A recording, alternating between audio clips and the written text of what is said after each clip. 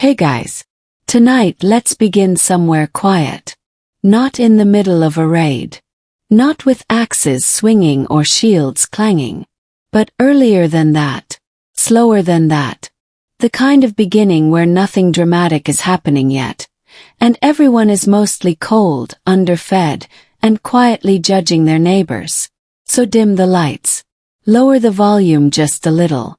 Get comfortable. Because we're drifting back to Northern Europe, long before the word Viking meant anything particularly exciting. Picture the North. Not the cinematic North. The damp, gray, endlessly inconvenient North. Scandinavia, roughly speaking. A region where the soil was stubborn, the summers were brief, and winter arrived like an unwanted guest who refused to leave for half the year. If you were born here in the early Middle Ages, life was not about adventure. It was about survival, routine, and quietly resenting the land. Most people were farmers. They woke up early. They worked hard. They died young. And they probably never left the valley they were born in. This is important to remember. Because Vikings before they were Vikings were just people. Cold people. People who smelled like smoke, wool, and damp wood. People who argued about land boundaries and inheritance, and who got very upset when a neighbor's cow wandered into the wrong field. And yes, sometimes those arguments escalated into violence.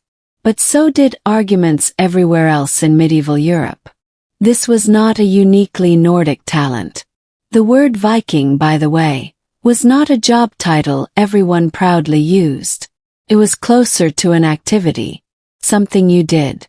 Like going raiding, but with worse weather. Most Scandinavians never went Viking at all. They stayed home. They farmed. They complained about the weather. They hoped their children survived infancy, which was optimistic. But slowly, over generations, pressure began to build. Land was limited. Inheritance laws were unkind. If you weren't the favored son, or sometimes the only son, you might end up with nothing. And nothing in a harsh landscape feels especially personal.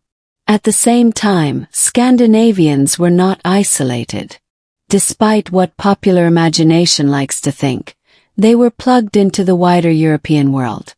They traded. They heard stories. They learned about richer lands to the south. Places with monasteries full of gold objects and men who had taken vows of non-violence. Which, from a purely practical standpoint, is a tempting combination. Now before we drift too far, let's talk about belief. Because Viking religion is often imagined as constant thunder, screaming gods, and non-stop heroic posturing. In reality it was quieter, more anxious, more transactional. The Norse gods were not gentle. They were powerful, moody, and unreliable. Odin was wise but manipulative.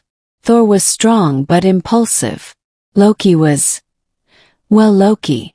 Which is to say, a problem everyone tolerated until things went wrong. The gods were not there to save you. They were there to be negotiated with. You offered sacrifices. You followed customs. And in return, you hoped they didn't ruin your harvest or your life. There was no concept of moral perfection. No eternal judgment in the way later Christianity imagined it. There was honor, reputation, and memory. Being remembered mattered. Being spoken of mattered. This is where the seeds of Viking behavior really take root. Not bloodlust. Not chaos. But legacy. If your life was short and hard, then making it memorable was a kind of victory. Now let's float gently over to society itself. Scandinavian communities were small. Everyone knew everyone, which meant grudges aged beautifully. Feuds were common. If someone wronged your family, the expectation was not forgiveness. It was response, preferably measured. But sometimes, not. Law existed, but it was communal. Disputes were settled at assemblies called things. Yes, they were actually called that. And yes, historians have tried very hard to take them seriously. These gatherings were part court, part political rally, part social event. People argued. Witnesses spoke. Compensation was negotiated. Blood money was paid. Or not paid.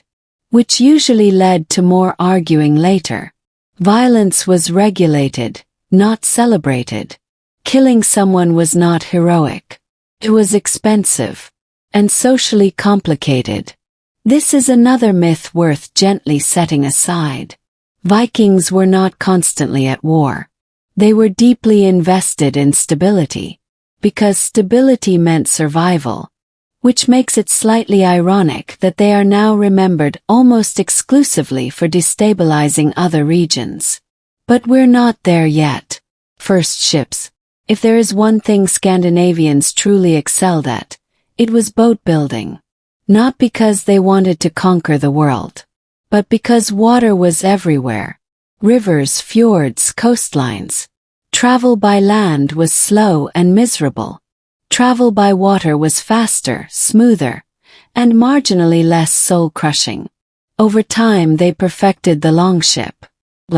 Flexible. Able to sail in open seas and shallow rivers. This was not a weapon at first. It was a solution. And like many good solutions, it eventually became a problem for everyone else. Once you can move quickly and unpredictably, the world feels smaller. Suddenly, places that once seemed impossibly far are just over there. And when word spread that monasteries in England and Francia were sitting on portable wealth, guarded by men who believed God would protect them, a quiet realization settled in. God, it turned out, was not very reliable against boats. The first recorded raid, the one everyone loves to start with, happened in 793 at Lindisfarne, a monastery, on an island, peaceful, isolated. From the Christian chronicler's perspective, this was the end of the world. They described it in apocalyptic language. Fire, blood, divine punishment. From the Scandinavian perspective, this was probably successful, efficient, and repeatable. But it's important to slow down here. Because even then, not everyone agreed this was a good idea. Raiding was dangerous. You could die. You could be captured. You could come home with nothing. And if you did come home with wealth, it didn't automatically make you respected. You still had to navigate local politics. Jealous relatives. People who wondered why you were suddenly very rich. Power in Viking society was fragile. It rested on consensus, reputation, and generosity. A leader was expected to give gifts. To host feasts. Share. Hoarding wealth was a fast way to lose followers. Which is ironic, considering how often Vikings are depicted clutching treasure like dragons. In reality, a successful leader spent wealth almost as quickly as he acquired it. Status had to be maintained. Constantly. Publicly. Let's pause for a moment on gender. Because Viking women are often either romanticized as shield maidens or ignored entirely.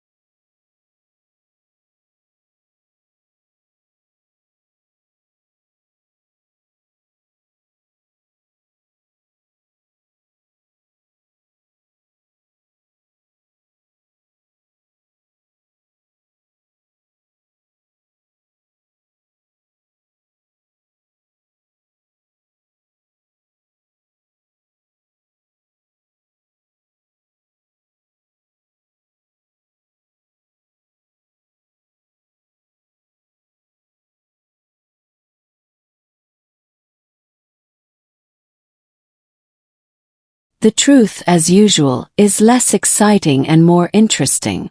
Women in Viking society had more legal rights than many of their contemporaries elsewhere in Europe. They could own property. They could initiate divorce. They ran households while men were away. This did not mean society was equal. It wasn't. Oh. But women were not invisible. Marriages were practical. Romantic love was not the priority. Alliances mattered. Land mattered. Producing heirs mattered. And sometimes very quietly resentment grew.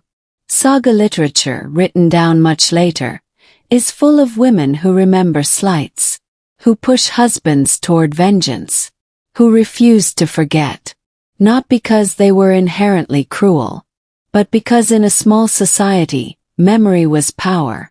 Now let's drift back to the word Viking itself. To go a Viking meant to leave home temporarily. To raid. To trade. To explore. Yes, trade.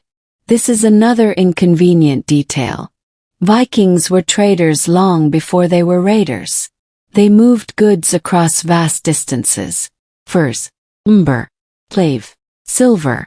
They interacted with the Islamic world, with Byzantium, with Slavic regions. They were not ignorant barbarians. They were extremely well-informed opportunists. And sometimes the difference between a trader and a raider was simply mood or resistance. If a town welcomed trade, wonderful. If it didn't, well, options existed. Religion also played a role here. Christians saw pagan Vikings as outsiders, less than fully human, which made writing about them in monstrous terms easier. Vikings in turn saw Christians as strange, obsessed with guilt, suspiciously passive, very attached to objects made of precious metal. Neither side was particularly interested in understanding the other. Now before we end this part, let's talk about identity. There was no unified Viking people, no single nation, no grand plan. There were Danes, Norwegians, Swedes, and countless local identities layered on top. Loyalty was personal, to a leader, to a family, to a region. This is why Viking history feels messy. 'Cause it was. Alliances shifted. Enemies became allies. Brothers fought brothers. And everyone insisted they were justified. What we call the Viking Age was not a moment. It was a slow unfolding. A series of choices made by people responding to pressure, opportunity, and insecurity. No destiny. No prophecy. Just boats, ambition, and a world that was easier to reach than it used to be. So as we drift forward into raids, settlements, and kings who took this lifestyle way too seriously, keep this in mind. The Vikings were not born roaring. They were born cold, hungry, and deeply aware that life was short. And sometimes when life feels that way, the horizon starts to look very inviting. Let's glide onward. Part 2. When visiting turned into staying. Alright, let's ease back in. Same dim room. Same low volume. Same gentle understanding that nothing terrible is about to happen. It's just going to be mildly unfortunate repeatedly for a very long time. When we left off, the Vikings had discovered something important. The world was bigger than their fjords. And also softer. At first, these trips outward were seasonal. You went. You took what you could. You came back before winter made everything unbearable again. This was not empire building. This was opportunism with a return ticket. But here's the thing about success. It has a way of encouraging escalation. Once raids work, they happen more often. Once they happen more often, people started thinking more creatively. And once people start thinking creatively, someone always says the dangerous sentence. What if we didn't leave? Now, early medieval Europe was not exactly brimming with strong central authority. Kings existed, yes, but their control was aspirational. Local lords squabbled. Borders were vague. Armies were small and slow. And coastal defenses were, generously speaking, minimal. So when Vikings began overwintering, staying instead of returning home, it caught everyone off guard. England in particular was having a rough time. Not because it was uniquely weak, but because it was divided. Several kingdoms, different rulers, different priorities, very little coordination, which is always convenient if you're arriving by boat with flexible morals. At first, Viking camps were temporary, rough shelters, makeshift defenses, nothing permanent, but temporary solutions have a way of settling in. Soon these camps turned into fortified bases, places to store loot, places to regroup, places where leaders could plan more ambitious moves while pretending this was all still very casual. And then came the Great Heathen Army, a name that sounds dramatic, and, to be fair, was meant to. This was not a single army in the modern sense.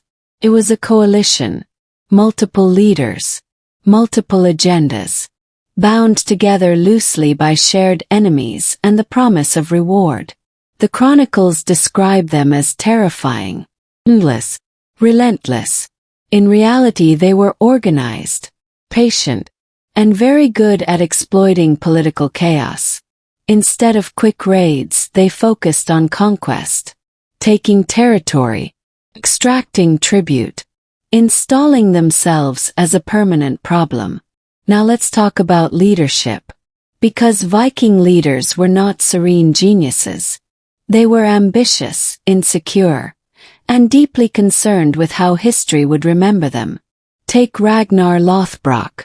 Or rather, take the idea of Ragnar Lothbrok. He may have existed, or he may be several people compressed into one legend, which is honestly fitting. Ragnar is remembered as fearless, clever, and tragically doomed.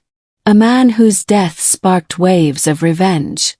What matters more than whether he was real is how badly people wanted him to be. Because Ragnar's sons, real or semi-real, became central figures in Viking expansion. Ivar the Boneless, Ova, Halfdan. Names that sound intimidating even before you know what they did. Ivar, especially, deserves a moment of quiet attention. Called the Boneless, possibly due to a medical condition, or metaphorically, or as a nickname that stuck because medieval people were not subtle. He was not known for physical strength. He was known for strategy, for cruelty when necessary, and for a kind of emotional coldness that made allies nervous, which, in this context, was apparently a leadership asset. Under figures like Ivar, Vikings moved beyond raiding into governance. They collected taxes. They negotiated treaties. They ruled. And here's the ironic part. They were good at it. Better, in some cases, than the rulers they replaced. Viking leaders understood loyalty as something that had to be constantly reinforced. Through rewards, through protection, through visibility. They held courts. They settled disputes. They minted coins. This was not chaos. This was adaptation. Over time, large parts of England fell under Viking control. An area known as the Danelaw. Life there did not end. Changed. Scandinavian customs blended with Anglo-Saxon ones. Languages mixed. Laws evolved. People married. Farmed. Argued about land. In many places, daily life under Viking rule was not dramatically worse, just different, which is not the story the monks like to tell. Now let's float over to Francia, modern-day France more or less. The Franks had a different problem. Their rivers were highways, and Viking ships were very good at using them. Paris was attacked, repeatedly, not destroyed, just bothered. Eventually, Frankish rulers tried something new. If you can't defeat them, pay them. This worked, briefly. But paying Vikings to go away tends to encourage more Vikings to show up. So they tried something even more creative. They gave land to a Viking leader named Rollo. This land would become Normandy. Named, of course, after the Northmen. Rollo converted to Christianity, married into the Frankish elite, and became a legitimate ruler. This was supposed to stabilize things. And in a way it did. Normandy became one of the most powerful regions in medieval Europe. Its rulers became fiercely organized, militarily disciplined, administratively efficient, which is deeply ironic, because it all started as a defensive bribe. Let's pause here because this pattern matters. Vikings did not just destroy systems. They inserted themselves into them. They adopted Christianity when it suited them. They learned local languages. They married local women. They were not stubborn traditionalists. They were pragmatic, which brings us to belief again. Conversion to Christianity was rarely a spiritual epiphany. It was political. Being Christian opened doors. It legitimized rule, smoothed diplomacy, and Christian rulers were more willing to accept a baptized former pagan than an unconverted one with an army. So gods were traded, quietly, sometimes sincerely, sometimes not. Pagan rituals lingered. Christian practices were adopted. And for a while, people hedged their bets, just in case. Now let's drift east. While Vikings were unsettling Western Europe, Swedish Vikings, often called Varangians, were heading in a different direction. Down rivers, into Slavic lands, toward Byzantium. They founded trading networks, established cities, interacted with cultures far older and wealthier than their own. Some ended up serving as elite bodyguards to the Byzantine emperors. The Varangian Guard. Imagine that transition. From fjords to Constantinople. From wooden halls to marble palaces. And yet, even there, they remained recognizable. Foreign. Trusted precisely because they were outsiders. They had no local loyalties. Just contracts. And axes. Back home, Scandinavian society was changing too. As wealth flowed in, hierarchies hardened. Power centralized. Petty kings became bigger kings. Bigger kings became ambitious kings. Norway, Denmark, Sweden, these were not nations yet. But they were becoming something closer. And as kings consolidated power, the old balance shifted. Independent farmers lost influence. War bands became standing forces. Law became royal. This did not happen smoothly. There were rebellions, resentment, old elites pushed aside. The Viking Age was not just expansion outward. It was transformation inward. And it was exhausting. By the late Viking Age, being a Viking was no longer a seasonal activity. It was a lifestyle bound to rulers, obligations, and expectations. Romantic freedom gave way to hierarchy, which is usually how these things end. But we're not there yet. For now we are still in motion, still sailing, still negotiating identity between old gods and new crosses. The Vikings are everywhere, and nowhere. They are settlers, rulers, mercenaries, Christians, pagans, hybrids. They are no longer just raiders from the edge of the map. They are part of the map. Let's drift onward.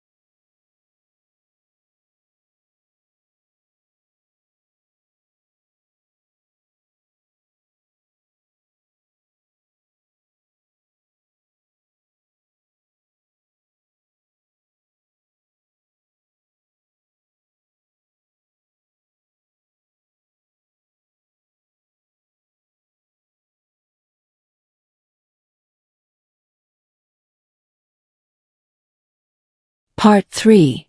Kings, crosses, and the awkward business of settling down. Alright, let's sink back into it. The raids are no longer shocking. The ships are expected. The panic has become scheduled. By now, the Viking Age is well underway, and something slightly inconvenient is happening to the Vikings themselves. They are becoming respectable. Not all at once, and not without complaining, but slowly, inevitably respectability creeps in. Like damp or bureaucracy. Back home in Scandinavia, the old order is straining. For generations, power had been personal. Local chieftains, small followings, loyalty earned through gifts and reputation. But success abroad changes expectations. Leaders who returned wealthy didn't want to go back to arguing at assemblies with men who had never left their valleys. They wanted authority, consistency, recognition. So kings began to matter. In Denmark, Norway, and Sweden, figures emerged who claimed broader control, not just over a region, but over a people. This was a new idea, and predictably it did not land smoothly. Take Harald Fairhair of Norway. He is remembered as the man who unified Norway, which sounds neat, efficient, almost polite. The reality was messier. According to later sagas, Harald vowed not to cut his hair until he had conquered the entire country. This was meant to be symbolic. It was also deeply impractical. For years, he ruled with increasingly long, unkempt hair, which may or may not be a metaphor historians enjoy too much. Eventually he succeeded. He defeated rivals, absorbed territories, declared himself king, and in doing so, he disrupted the lives of countless local elites. Some submitted, some resisted, and some left. This is important. A wave of Norwegians, unhappy with centralized rule, packed up and moved west, to places like Iceland. Iceland was not empty, but it was sparsely populated, harsh, remote, which made it perfect for people who wanted to be left alone. Iceland became a strange social experiment. No king, a strong legal system, annual assemblies, a culture obsessed with law, poetry, and remembering grudges in exquisite detail. The sagas we rely on today were written there centuries later, which means much of what we think of as Viking culture is filtered through Icelandic memory. And Icelandic people were very into storytelling, sometimes too into it. But we'll get to that. Back in the main kingdoms, Christianity was making steady progress. Not through mass spiritual awakening, but through kings. Conversion was top-down. A ruler converted. His followers followed, or pretended to. Old gods were not abandoned overnight. They lingered, quietly. People hedged. They baptized children. They still left offerings, just in case. Kings like Olaf Tryggvason and Olaf Haraldsson in Norway pushed Christianity aggressively, sometimes violently, which is ironic, considering Christianity's official stance on violence. But conversion was not gentle. Sacred sites were destroyed, temples burned, resistors punished. Faith became policy, and policy has a way of breeding resentment. Some accepted the change. Some fled. Some complied outwardly and practiced privately. Religion, like power, was becoming centralized. Meanwhile, Viking activity abroad was evolving again. Raids still happened, but they were no longer the main event. Now it was about control, dynasties, inheritance. In England, Viking rulers and Anglo-Saxon rulers were entangled in long, exhausting cycles of war and treaty. One figure stands out here. Knut the Great. Knut was a Danish king who became king of England, then Denmark, then Norway. An empire of sorts. held together by personal authority and careful management. Nut is often remembered for the story where he commands the tide to stop, not because he thought it would work, but to demonstrate to his flattering courtiers that even kings have limits. Whether the story is true or not, it tells us something about how he wanted to be remembered. As rational, humble, in control, he ruled effectively, respected local laws, worked with the church. He was inconveniently a good king, which complicates the narrative. Under Nut, Viking rule was not a catastrophe. It was administration. But after his death, the empire fractured, because personal rule does not survive the person. Back in Scandinavia, kings faced similar problems. Strong rulers held things together. Weak ones did not. Civil wars broke out. Succession crises multiplied. Royal families became complicated. Which brings us gently back to family life. Royal marriages were tools, alliances, peace offerings. Love was optional, fidelity even more so. Illegitimate children were common, and not always excluded, which made succession flexible and chaotic. Disputes over legitimacy fueled endless conflict. Brothers fought brothers. Sons challenged fathers. Uncles appeared with claims and armies. This was not unique to Viking societies, but it was particularly intense in young kingdoms where rules were still forming.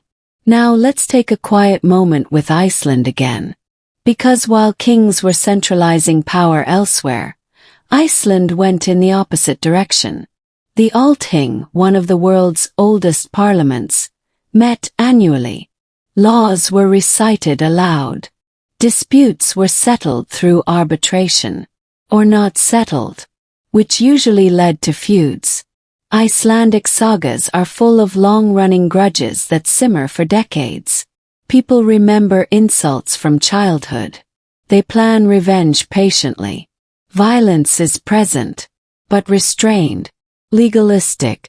It's less about rage and more about procedure. This tells us something important. Viking culture was not a single thing. It was adaptable, contextual. In one place, kings ruled by force. In another, law ruled without kings. Both claimed legitimacy. Both believed they were preserving tradition. And both quietly reshaped what it meant to be Viking. By the late 10th and early 11th centuries, the Viking Age was changing tone. Raids were fewer. Settlements more stable. Christianity more entrenched. The wild, improvisational phase was ending. Which doesn't mean the drama stopped. Just became domestic. Power struggles moved indoors. Into courts. Into churches. Into families. The Viking Age was not dying in a blaze of glory. It was fading into paperwork. And for some people that was the real tragedy. Let's drift onward. Part 4. When legends got tired and everyone started writing things down. Alright, settle back in. By now, the ships are still there, but they're not the whole story anymore. The axes are hanging on walls instead of swinging quite so often. And the Vikings, those famously restless people, are beginning to experience something new. Continuity, which sounds harmless, but is quietly transformative. As the 11th century rolls along, Scandinavia is no longer a fringe. It's integrated. Kings rule from established courts. Christian bishops argue over jurisdiction. Coins circulate with crosses instead of runes. And most importantly, memory starts to change shape. Because once a society starts writing things down, it has to decide what matters. Earlier Viking culture relied on oral tradition, poetry, storytelling, reputation. Skalds memorized long genealogies. They preserved deeds through verse. They flattered patrons. They quietly edited history, which was fine. as long as everyone agreed on the version being told.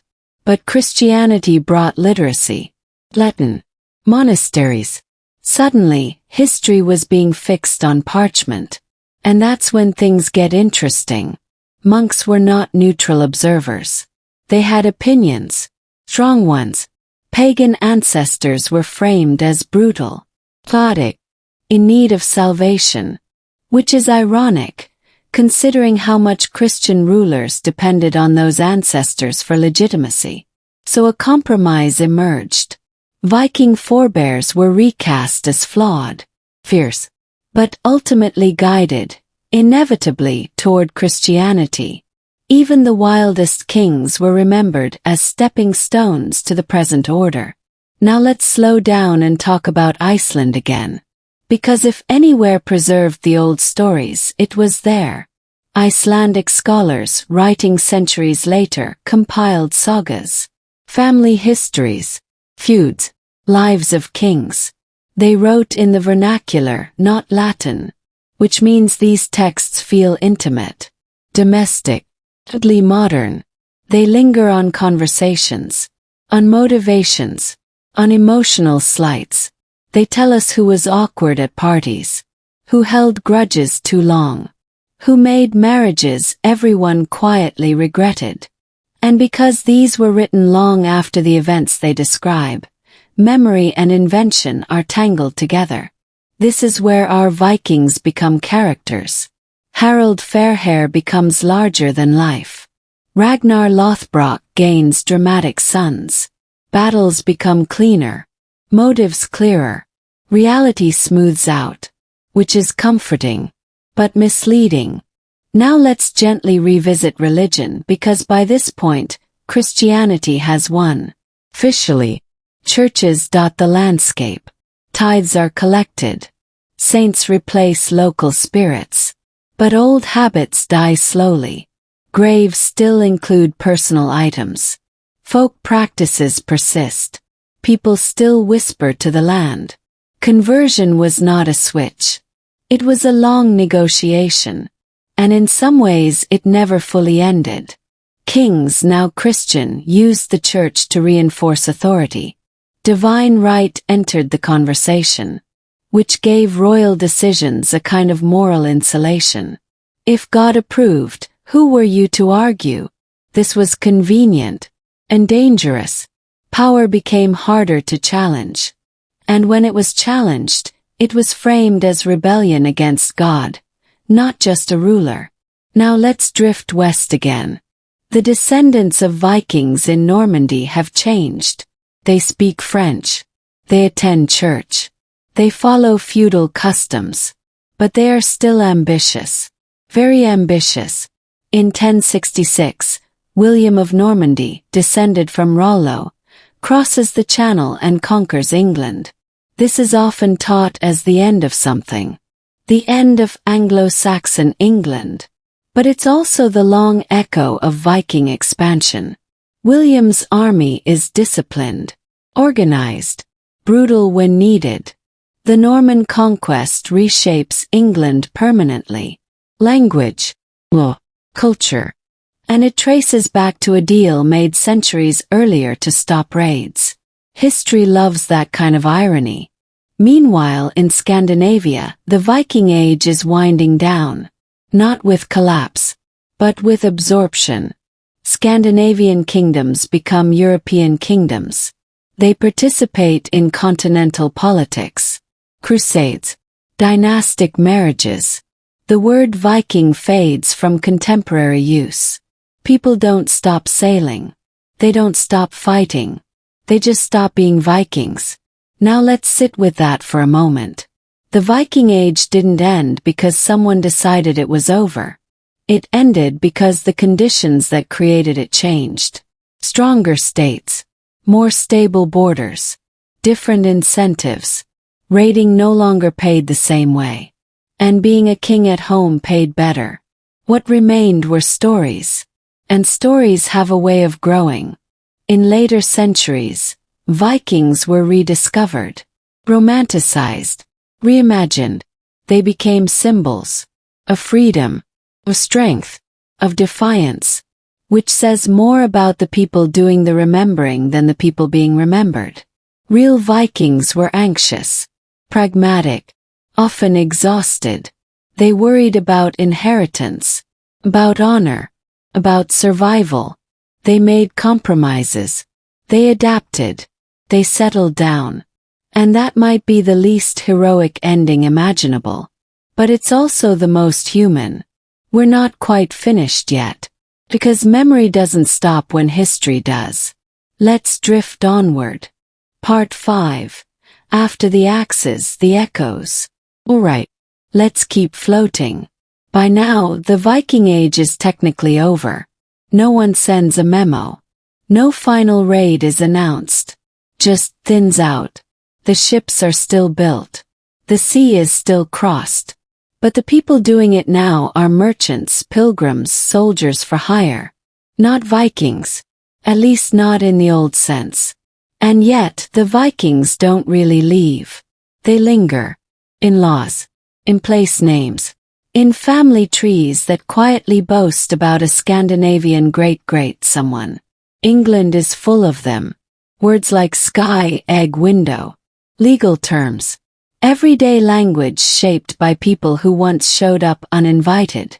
This is one of the least dramatic legacies imaginable. And one of the most lasting. In Scandinavia itself, memory becomes selective.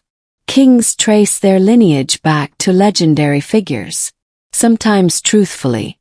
Often creatively. Genealogies stretch. Connections are implied. Everyone important, it seems, descends from someone heroic. Or divine. This was not unique. Medieval Europe loved a good ancestor. But in the North, where writing arrived late, the temptation to smooth the past was strong. Violence was reframed as destiny. Chaos as courage. Raiding as exploration. It's comforting, really. Now let's take a slow step into how Vikings were remembered later. In medieval Christian Europe, Vikings were useful villains. They explained suffering. They justified reform. They reinforced the idea that paganism led to disaster. Chroniclers described them as savage, unthinking, ruthless, which made conversion stories feel more triumphant. But even these writers couldn't ignore their effectiveness, their discipline, their adaptability. So admiration crept in. Quietly. By the early modern period, Vikings had become curiosities. Ancient ancestors. Exotic and distant. Then came the 19th century. And this is where things really went off the rails. Nationalism swept Europe. Countries went looking for heroic pasts. And Scandinavia found Vikings waiting. Strong. Independent. Uncompromised. Artists painted them taller. Leaner. More muscular. Poets gave them speeches they never made. Helmets acquired horns they never had. The Viking became a symbol. And symbols don't care much for accuracy. This romantic Viking was noble, fearless, free. Conveniently ignoring the farming, the law disputes, the anxious kings, and the endless negotiations. Conveniently forgetting how much they adapted, borrowed, and blended. And then, unfortunately, some darker appropriations followed. Vikings were claimed by people obsessed with purity, with strength defined narrowly, with imagined racial superiority, which is deeply ironic, given how interconnected Viking society actually was. They married across cultures, traded across continents, served foreign emperors. They were not isolationists. They were opportunists. History once again was simplified for comfort. Now let's return to the people themselves. The ordinary ones. Most Vikings never raided England, never saw Paris, never reached Byzantium. They lived short lives, worked hard, buried children, hoped for good harvest. Their concerns were small and immediate. That doesn't make them boring. Makes them real. Even the famous ones, kings and warriors, spent most of their lives dealing with logistics, feeding followers, managing alliances, handling disputes. Glory was occasional, stress was constant, and perhaps that's the untold story. The Viking Age wasn't powered by rage. It was powered by pressure. Environmental, economic, social. People responded with movement, with risk, with adaptation. And when those pressures eased or changed, so did behavior. Which brings us to the final quiet irony. The Vikings didn't disappear because they failed. They disappeared because they succeeded. They carved out places in the world. They integrated. They became part of the systems they once disrupted. And systems don't like unpredictability. So the age of improvisation ended. What remained were kingdoms, churches, borders, and stories. Stories told at night. Stories retold until they were smoother, simpler, louder. But underneath all that noise is something gentler. People navigating uncertainty, doing their best, making mistakes, leaving marks they never intended to. So when we think of Vikings, maybe let's think less about fire and steel, and more about boats creaking in cold water, about negotiations that almost worked, about lives lived without knowing they'd become legends. That feels more honest, and much more human. We'll keep drifting. Part 6.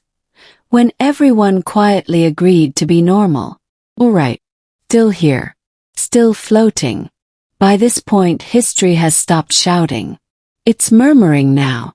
The Viking Age has dissolved into the background, and what replaces it is administration, charters, axes, marriage contracts, things that don't make good legends, but make very durable societies. Scandinavian kingdoms are no longer experimental.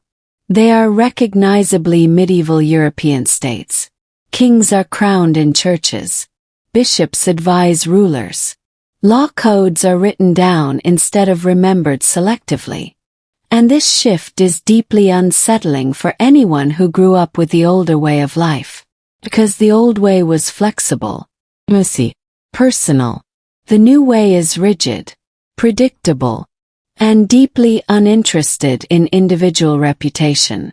Under centralized rule, you don't get remembered for one brave moment. You get remembered if you own land, produce heirs, and don't cause problems. This is where the quiet discontent lives. Old warrior families find themselves sidelined. Their skills are less valuable in a world where violence requires permission. Some adapt. They become nobles, courtiers, officials. Others fade. Their stories survive only in local memory. Or not at all. Now let's take a slow look at law. Because law tells us more about a society than its battles ever could. Early Scandinavian law codes are pragmatic. They care about compensation, about restoring balance. But later laws become moral, influenced by Christianity. Certain behaviors are no longer just inconvenient. They are sinful. Feuds are discouraged. Vengeance is replaced with punishment handed down by authority, which sounds civilized, and often was. But it also meant that justice moved farther away from ordinary people. You no longer negotiated directly with your enemy. You petitioned a system. And systems don't remember insults. This is progress. But it's also loss. Now let's drift back to the sagas one last time. These stories, written down in Iceland long after the Viking Age, are obsessed with endings. Not triumphant endings. Quiet ones. A feud ends because everyone involved is dead. A family line ends because there are no heirs. A hero grows old and irrelevant. There is very little victory. Mostly endurance. This tells us something important about how later generations viewed the past. They didn't see it as a golden age. They saw it as a harder one. Something impressive. but exhausting. Now, outside Scandinavia, Viking descendants are fully absorbed. In England they are English. In Normandy they are Norman. In Russia, they are Slavic rulers with Scandinavian ancestors no one talks about much. Identity has softened. And this is where the Viking Age truly ends. Not with defeat, but with forgetting. People stop identifying as something separate. They stop telling outsiders who they used to be. They just live. Now let's slow even further. Imagine the last people who could remember the old gods directly. Not from stories, but from practice. They are old. They live in a Christian world that feels strange to them. They don't argue. They don't resist. They just remember. This kind of ending doesn't leave monuments. Leaves silence. And silence is hard for historians. Which is why the Vikings never really get to rest. They're constantly pulled back into the spotlight. Reinterpreted. Reused. Every generation creates the Vikings it needs. Warriors. Explorers. Symbols. Warnings. Rarely people. But if we listen carefully, very carefully, beneath the noise we can almost hear them. Complaining about the weather. Worrying about crops. Arguing over inheritance. Trying like everyone else to make sense of a world that keeps changing. We're close to the end now. Not with drama. Not with fire. Just with the gentle understanding that even the loudest ages eventually fall asleep. Let's drift into the last part. Part 7. The long sleep after the long journey. Alright. This is the last stretch. Nothing sudden. Nothing sharp. Just a slow settling. By now, the Vikings are no longer people you can point to. They're not gathering. They're not sailing out in recognizable waves. They're not introducing themselves that way anymore. They've blended. And blending is quiet work. Scandinavian farmers plow fields that their raiding ancestors once abandoned seasonally. Church bells replace horn calls. Saints replace spirits, at least officially. Children grow up learning prayers instead of poems about Odin. They still hear the old stories sometimes. But they're told as stories, not instructions. Kings worry about succession, taxes, and treaties. Not whether their deeds will earn them a seat in Valhalla. And in that shift something fundamental changes. Time stretches. Early Viking culture lived very close to death. People expected short lives. Sudden endings. But now life is imagined as longer. Structured. Planned. You inherit. You manage. You pass things on. It's less exciting. And more survivable. Now let's pause on memory one last time. Because memory is where Vikings truly live now. Not in battlefields. Not in ships. In stories told centuries later by people who were not them. We remember the loud parts. The raids. The kings. The names that sound dramatic. We forget the waiting. The winters. The negotiations that almost worked. We forget how often nothing happened. But history is mostly nothing happening. Long periods of routine, interrupted occasionally by chaos. The Viking Age feels intense because it's compressed. A few centuries of movement in a world that usually stayed put. That movement left marks. Deep ones. Borders shifted. Languages blended. Cultures collided and adapted. And then everything slowed again. Which is how history prefers it. There's a temptation to ask what the Vikings would think of how they're remembered. The answer is probably mixed. Some would enjoy the reputation. Others would be confused by it. Many would wonder why no one talks about their farms. Or their laws. Or how much time they spent arguing with relatives. Glory is flattering. Accuracy is rarer. And yet, if we strip away the helmets, the symbols, the exaggerations, what remains is surprisingly familiar. People responding to pressure. Making pragmatic choices. balancing risk and survival, trying to leave something behind. The Vikings didn't set out to create an age. They didn't know they were part of something that would later be named, boxed, and analyzed. They were just living. And then, eventually, they weren't.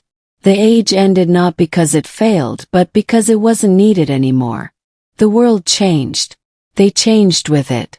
That's not a heroic ending. But it's an honest one. So as we let this story finally rest, maybe that's the most fitting way to think about it. Not as a roar that echoes forever, but as a long journey that ends quietly. Ships pulled onto shore, sails folded, people going home, and history satisfied for now, turning the page. Good night. Part 8. The afterlife the Vikings never asked for. Alright, we'll keep going. Because history inconveniently keeps going too. The Vikings are asleep now. Properly asleep. Centuries deep. But while the people themselves fade, something else wakes up. Interpretation. Long after the last longship rotted into the shoreline, scholars began circling the Viking age like cats around a warm spot. Carefully, curiously, and with wildly different intentions. In the Middle Ages, monks copied sagas they didn't fully approve of. They preserved them anyway, because even disapproved history is still history. In the Renaissance, Vikings were treated like antiques. Interesting but rough. An early draft of civilization that thankfully got revised. Then modernity arrived. And modernity loves origin stories. Where did we come from? Who were we before kings and borders and paperwork? For Scandinavia, the answer was obvious. The Vikings. They became ancestors everyone wanted to claim. Not because they were accurate, but because they were useful. They represented freedom before feudal obligation, strength before bureaucracy, motion before borders, which is a very modern fantasy. Now let's slow this down, because this is where myth fully detaches from reality. The Viking past was not democratic, not egalitarian, not especially free. It was hierarchical, violent, and deeply constrained by circumstance.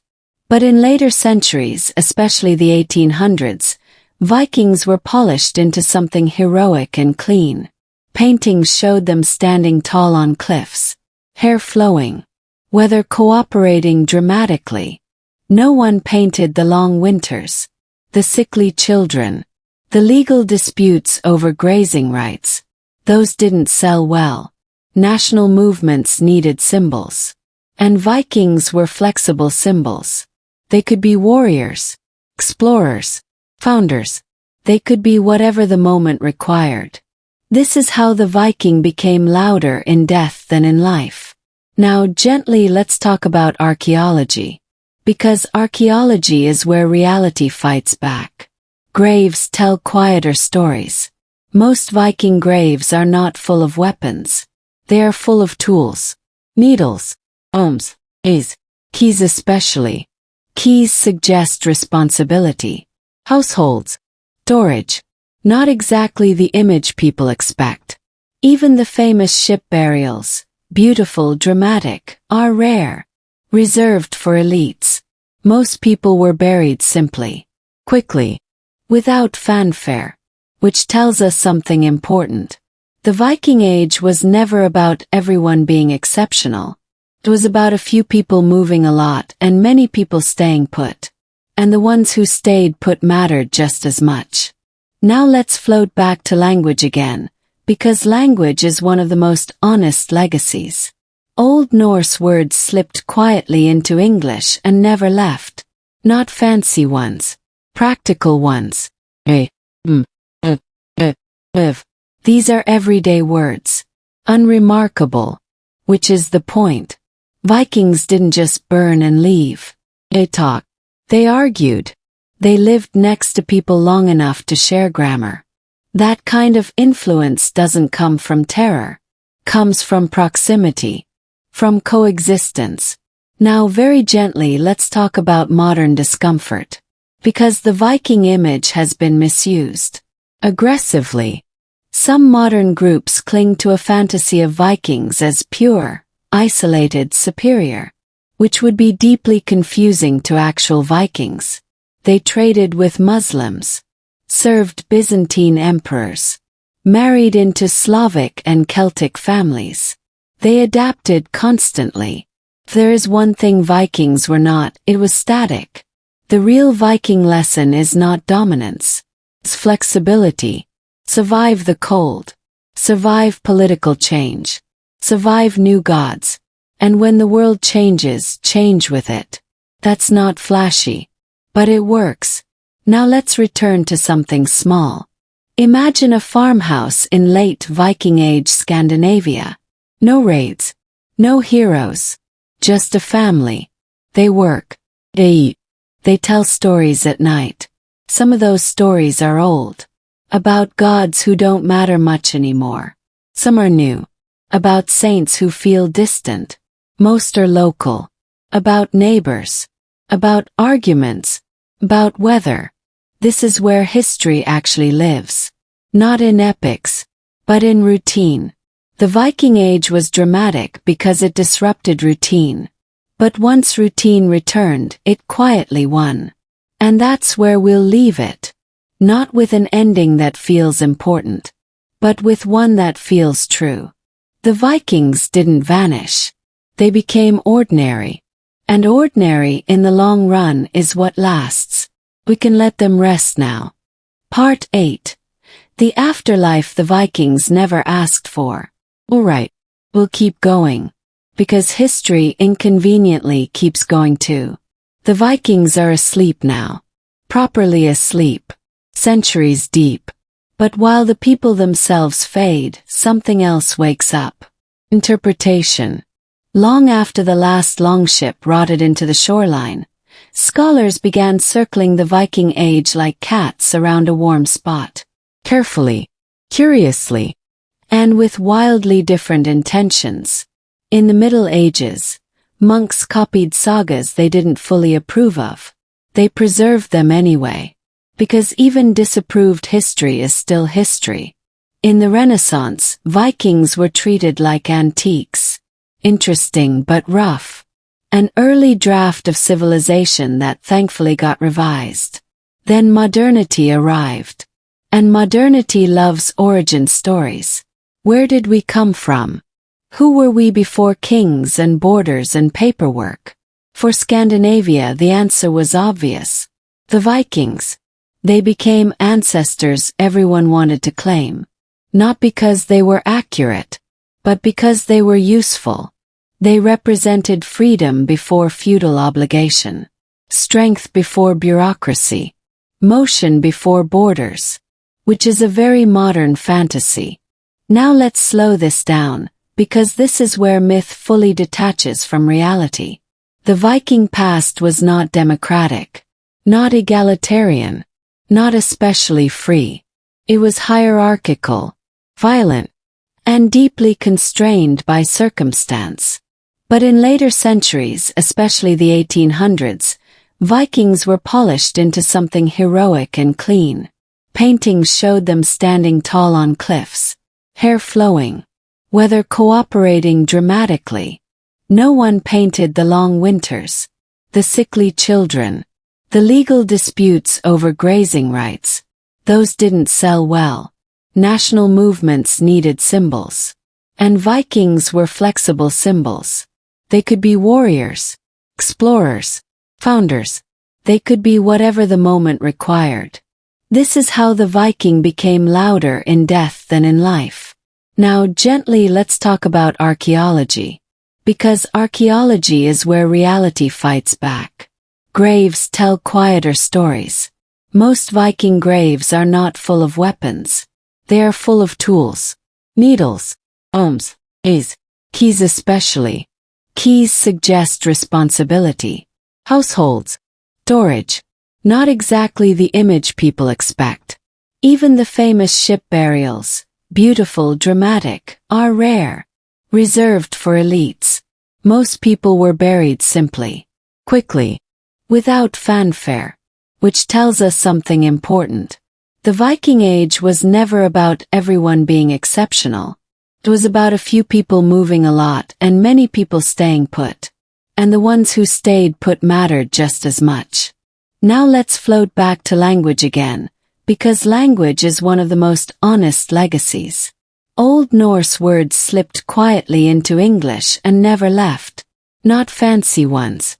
Practical ones. These are everyday words. Unremarkable. Which is the point. Vikings didn't just burn and leave. They talked. They argued. They lived next to people long enough to share grammar. That kind of influence doesn't come from terror. Comes from proximity. From coexistence. Now very gently let's talk about modern discomfort. Because the Viking image has been misused. Aggressively.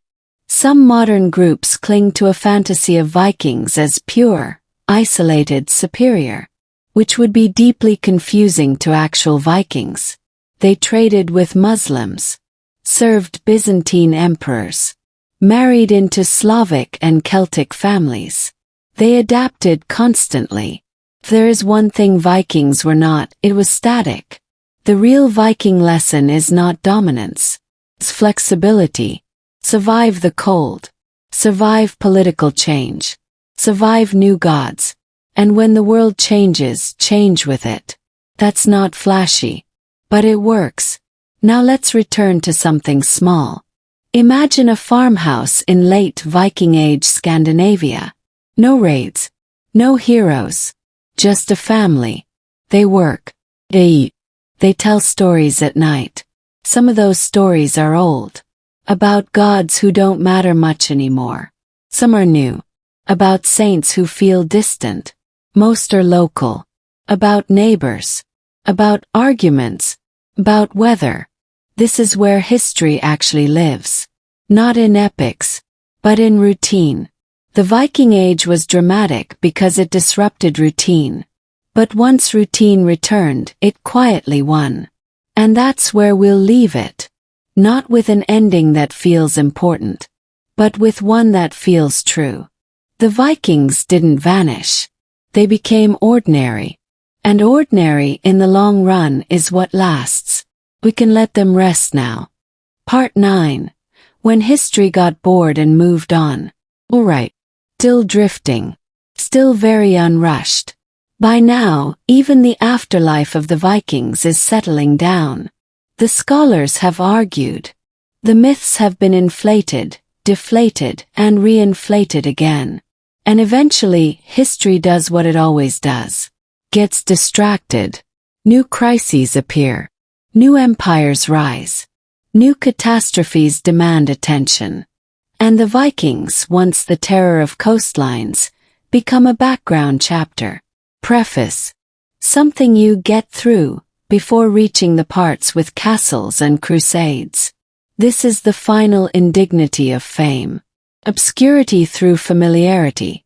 In medieval Europe, people stopped talking about Vikings as a current problem. They were now ancestors. Founders. Occasionally embarrassments. Kings still traced bloodlines back to them when it was convenient. And quietly stopped mentioning them when it wasn't.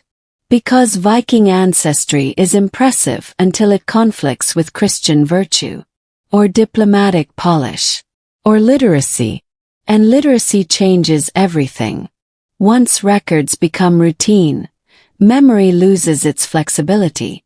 You can't quietly improve your grandfather's reputation if someone has already written down what he actually did. Or failed to do. So the past hardens. And the Viking past, once fluid and negotiable, becomes fixed into dates, names, and simplified narratives. Now let's sit for a moment with the idea of endings. Historians love them. They crave them. They want a year. Battle. A final event where something stops. But real life doesn't work that way.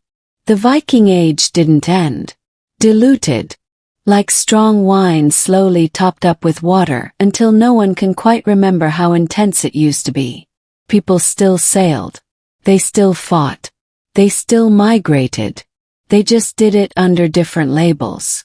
Labels matter more than behavior, apparently. Now, something quietly ironic happens here. As the Vikings disappear from real life, they begin to appear more vividly in imagination. They enter literature, then opera, then novels, then eventually movies and television. Each version moves a little farther from reality, and a little closer to fantasy. This isn't malicious. It's inevitable. We don't want our pasts to be ordinary. We want them to mean something. So Vikings become shorthand. For courage. For chaos. For freedom. For whatever the present moment feels it's missing. And because the Viking Age left fewer written records than later periods, it's easier to project onto it. Silence is a canvas. Now let's slow down even more and think about scale. The Viking Age lasted roughly 3 centuries. That's it. 300 years in a human history stretching tens of thousands. And yet, it dominates imagination far more than longer, quieter periods. Why? Because movement is visible. The Vikings moved. Cross seas. Cross borders. Cross cultures. Movement leaves trails. But stability just sits there. No one writes epics about tax collection, or crop rotation, or marriages that worked out fine. But those things outlast raids every time. Which is why, in the end, the Vikings lost to farmers. Not in battle, but in legacy. Farms endure. Raids burn out. Now let's bring this back to something human again. Imagine being a Viking Age child born near the end of it all. Your grandparents remember the old gods vividly. Your parents remember them vaguely. You hear about them as stories. You are baptized. You learn prayers. You grow up in a world with rules that feel older than anyone around you. To you, the Viking Age is already ancient. This is how fast time works. What feels defining to one generation becomes trivia to the next. And this is where the final quiet truth sits. The Vikings didn't know they were Vikings. They didn't know they were living in an age that would be named, framed, and endlessly revisited. They were just responding to circumstances. Cold land. Limited options. Open water. They did what people always do. They adapted. And when adaptation led them into the mainstream of European life, the thing we call Viking simply dissolved. No tragedy. No climax. Just absorption.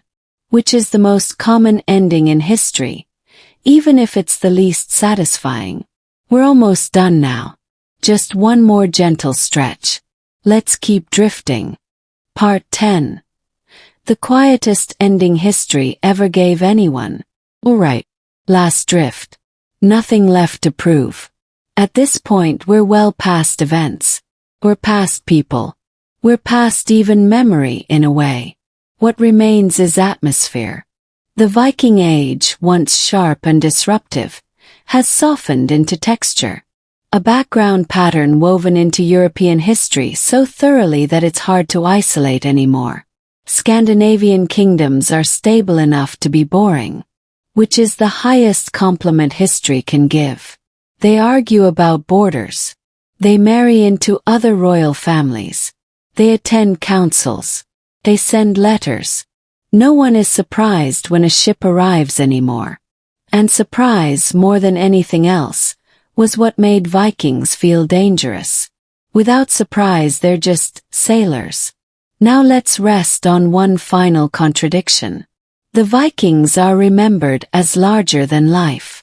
But their actual ending is one of the smallest imaginable. They didn't lose a war. They didn't collapse under pressure. They didn't vanish in a disaster. They complied. They adapted so thoroughly that the thing which once made them distinct simply dissolved.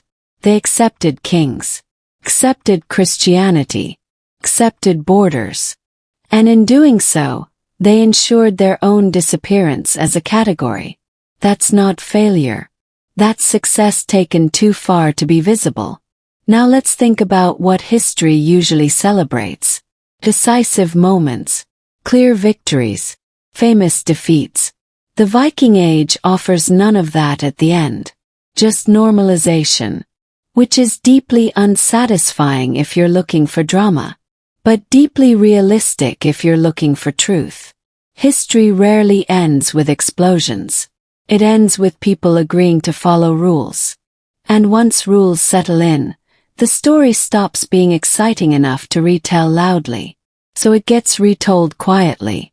In textbooks, in lectures, in late-night videos like this one. And maybe that's fitting. Because the real Viking story isn't about conquest. It's about transition.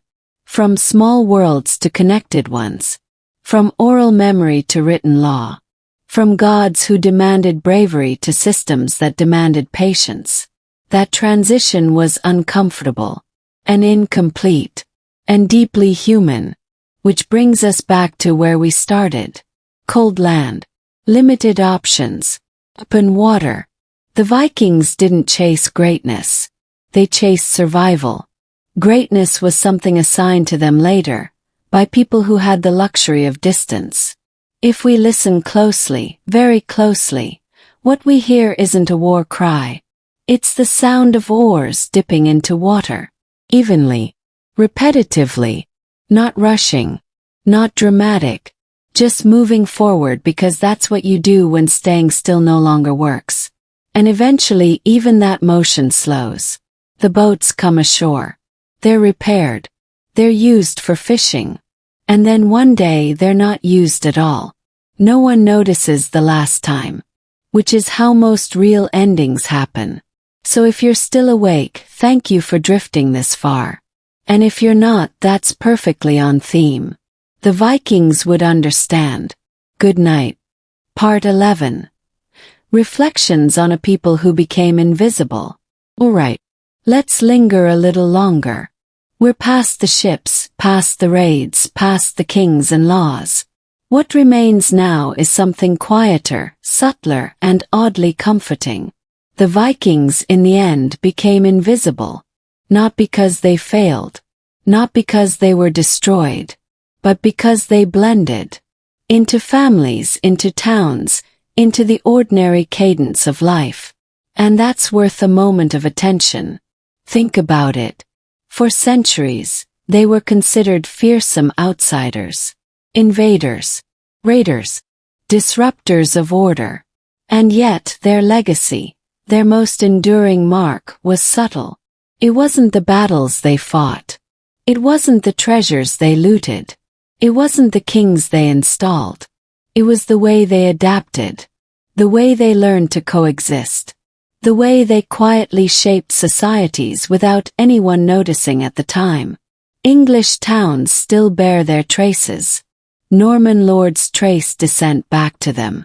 Scandinavian villages remember them in place names, in festivals, in stories whispered about old gods and old seas. Even language carries them. Small words.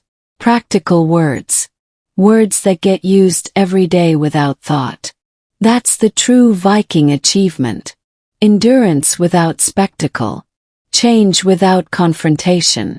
And perhaps that is the most human ending of all. Because all of us, in our own ways, become invisible over time. We leave marks that are noticed and unnoticed, deliberate and accidental. We adapt. We survive. We merge into the stream of life. The Vikings teach us that survival does not require glory. It does not require dramatic flair. It requires persistence, patience, and the ability to let go of what made you unique when the world insists you change. So, if you're still awake or drifting somewhere near sleep, remember this. The end of the Viking Age was not a story of loud failure or heroic triumph. It was a story of quiet, almost invisible continuation. And that, perhaps, is exactly how history prefers to unfold. Good night.